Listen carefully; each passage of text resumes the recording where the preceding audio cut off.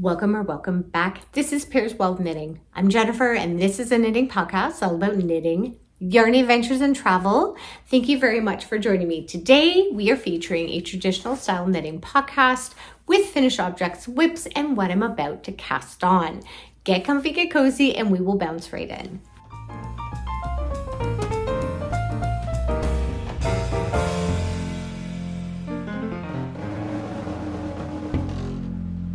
And just before we get in, I would like to thank today's sponsor, Unraveled. Thank you very much to Unraveled, who has sent me a yarn kit.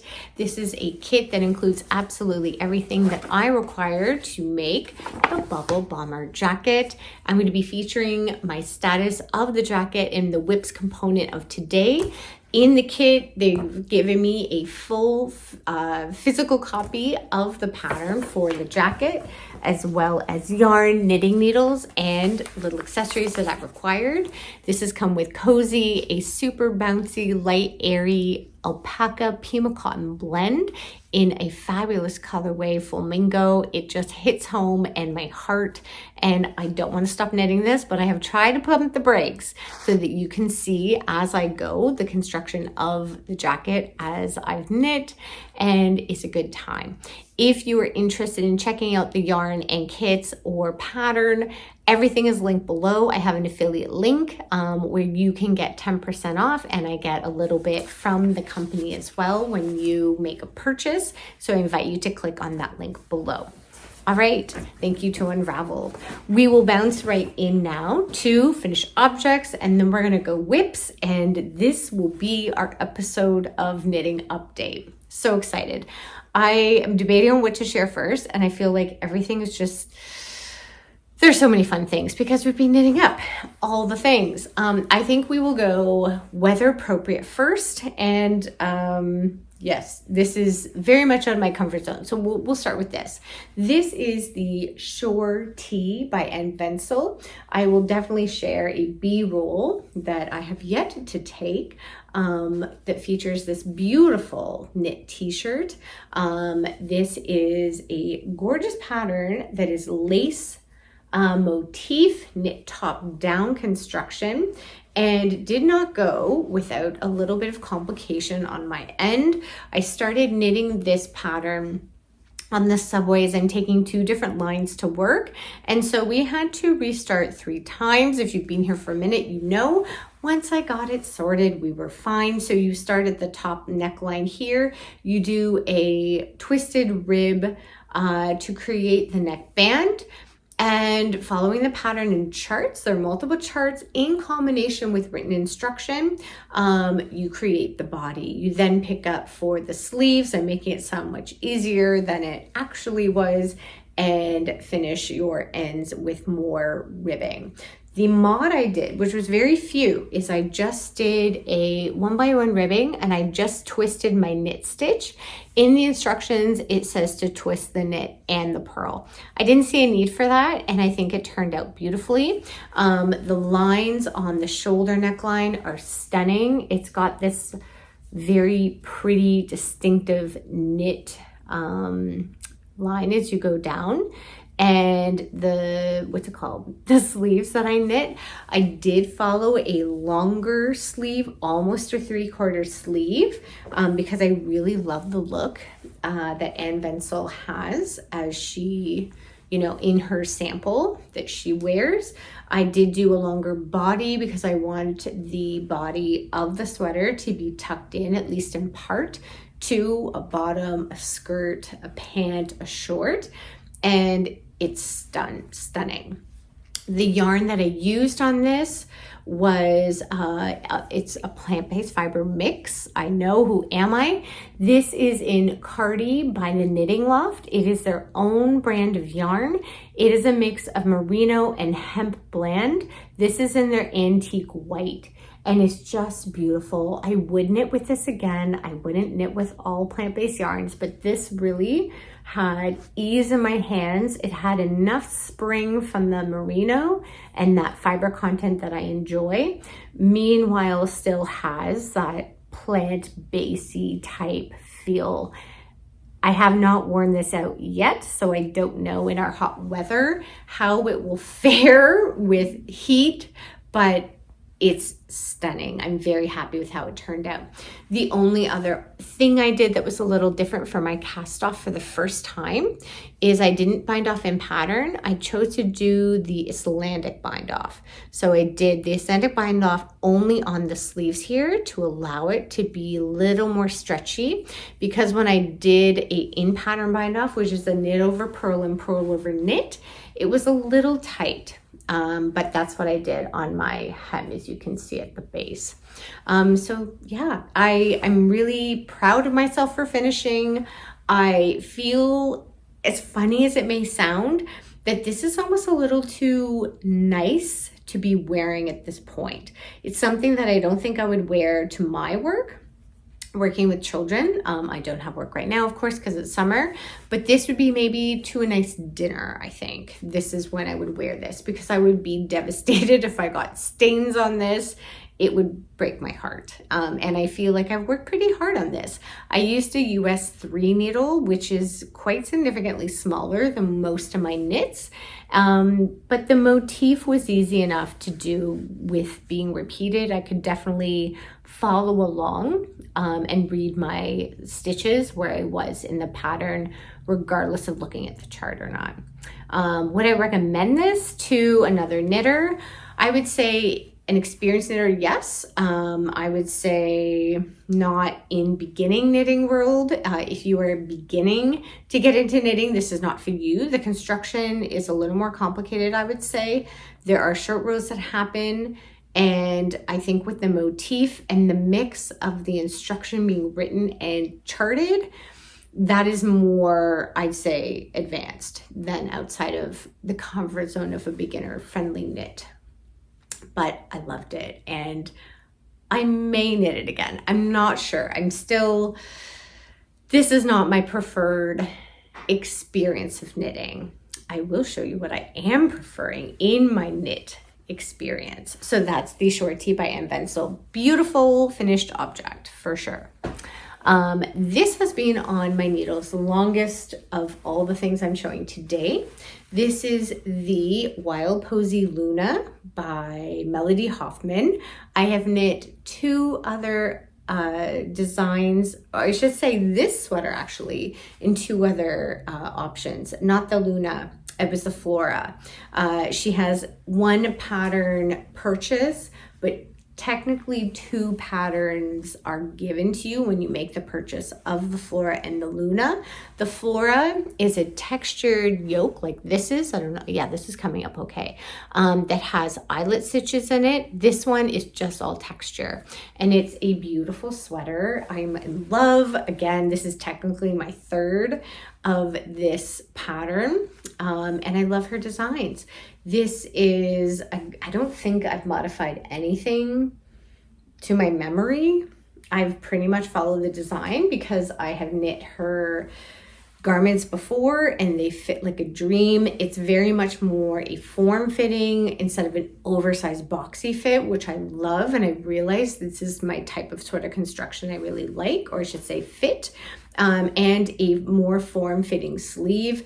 I've done bind off in pattern, which is a knit over purl, purl over knit for all of the finishes, and didn't have to think too hard on it. I did look back in my notes, and I actually cast this on in January. It's only taking me so long because this is an unspun 2 strands held double of Plotulopi by Istex. So this was an at-home knit for me, and I think just shows that I'm not home tons to actually knit. I'm usually out and about as I'm knitting. So I think this is also why this took me a little longer, but I cannot wait to be wearing this in the fall, in the winter. She will get tons of wear. The knitting experience on this, I find the unspun is always a dream come true for me. And this particular yarn brand by Istex, it's an Icelandic yarn option with long guard hairs. I think you can definitely see. It's a very easy, beginner friendly unspun yarn to be working with. So if you are considering unspun yarn, this could be a great option for you. This could be a great pattern for you, as the pattern is written for Plotulopi and unspun. All right, that's it. That's the Wild Posy Not Flora Luna by Melody Hoffman in the Istex Plotulopi. Those are my finished objects. Next, I'm going to show you my whips. The whips I have are a couple. This is the Bubble Bomber jacket. It is such a fun knit. This is the yarn kit that I received from Unraveled, and it's a really simple raglan design, basically cardigan or jacket, with open end airiness. There's no button band that's included. I finished the body of this in absolutely no time, because it's so simple. I've just been knitting this on the go. So this is actually a travel knit for me as I'm bebopping everywhere. It's a raglan construction, so you've got increases on either side of the raglan stitch. It's knit flat, of course, and couldn't be simpler to follow. I have done some knot mods, because, that's me. So the mods that I've done on the edges, is that I did a slip stitch to give it just a slightly more cleaner finish. The pattern instructions, which I received with the kit, don't show to do a slip stitch, but it's easy enough. So I've slipped the stitch on the first stitch, either on wrong or right side, just to give me that cleaner line. What else have I done? Oh, I finished knitting to the length, the desired length, a little shorter from doing my sleeve separation, because I was realizing the sleeve was already getting very big, and it's going to be quite oversized, as it's supposed to be looking at the picture as well. And I decreased the amount of stitches that I picked up here. I've only picked up 4 stitches, but it was indicated to pick up more. Very simple to modify, but I didn't want to take away from the aesthetic of the oversized jacket fit. So that is where I am with the Bubble Bomber jacket. It's been super simple knit. I think, I'm trying to pause because it is so quick and I want to continue to enjoy the knitting experience, but all I have left to do are the sleeves. I almost totally forgot. The neckline, I have cast it on for after the 1x1 ribbing neckline, because I want to see how it's going to fit. So I'm going to use the yarn that I have that is left over from the body and just pick up the stitches for around the neckline and then do a 1x1 ribbing. That was the other little mod I did. Sorry, forgot to mention that. So that's the Bubble Bomber jacket by Unraveled. You can check out the kits and everything in the link below, like I've mentioned. My newest cast on is one that you'll see 2 trials. I am working with a yarn that I bought quite some time ago that I had a very different plan for, and this is where we are now. So I have cast on, you'll see this tight little number here, of a neckline. This is going to be Anne Ventzel's diamond pullover. I think it's called the diamond pullover. I was very inspired by her shore tee that I just finished as the second pattern I've knit of hers. I've knit the Badger and Bloom before. So this is technically my 3rd pattern. And I went off of my knowledge and know-how. Oh, wrong one. This one. You're going to see what's going on. Where I cast on using Gilliatt, which is a quite rustic, light area yarn. If I had to guess, it's a woolen spun, and it's just 100% wool. It's quite a popular, cost-effective yarn. And the cast on indicated a certain amount of stitches. For the gauge that I wanted the neckline to be, I chose quite a smaller needle size down. I also like I can't believe I did this, but I can. I, again, like the Shoreline Tee, she had called out to do a twisted rib, which is a twisted, so a knitting through the back loop and a purling through the back loop to get a fully twisted rib motif. I thought, why again would I twist or knit through the purl in the back? So I chose not to do that. But then, of course, I knit all of this, realizing two things. I have cast on, sorry, my nose is itchy. I've cast on 20 extra stitches from the initial pattern. So that's already a problem because the diamond jumper is a knit motif with charts, so that wouldn't have worked. And because this is supposed to be a massive turtleneck, I know, summer brain. When you roll the cuff down on the turtleneck, you just get a flat, regular ribbing. You don't get the twisted motif. Not that that's probably a shocker to you, but after me knitting for 25 centimeters, it was to me. So I thought, okay, I guess we'll follow the pattern now. So what I've done is I've kept this intact because maybe I'll make a hat or something of it, or if I need the yarn, I'll pull it out, and we've recast it on by using a more appropriate needle size that meets the gauge. I have included only the amount of stitches that have been indicated in the pattern. You'll see it's a very much more snug tube for the neckline, but I have also followed along with the pattern a full twisted rib where I am knitting through the back loop and purling through the back loop to get twisted rib on both sides of the fabric. Yeah, okay, so that's summer brain for you, and thinking that I knew better than this knitwear designer without really having read through the pattern. There we are. So we're sitting pretty. I think I'll just do a few more rows. I might not knit the full 25 centimeter length that is indicated in the pattern because I think this is going to be quite big enough for my little neck. And then we're going to get into the diamond jumper. This is going to be a long-term knit for me and one that will be joining me where I'm going in August. I didn't share this. I'm heading out to an island just off of Lunenburg, Nova Scotia for quite some time.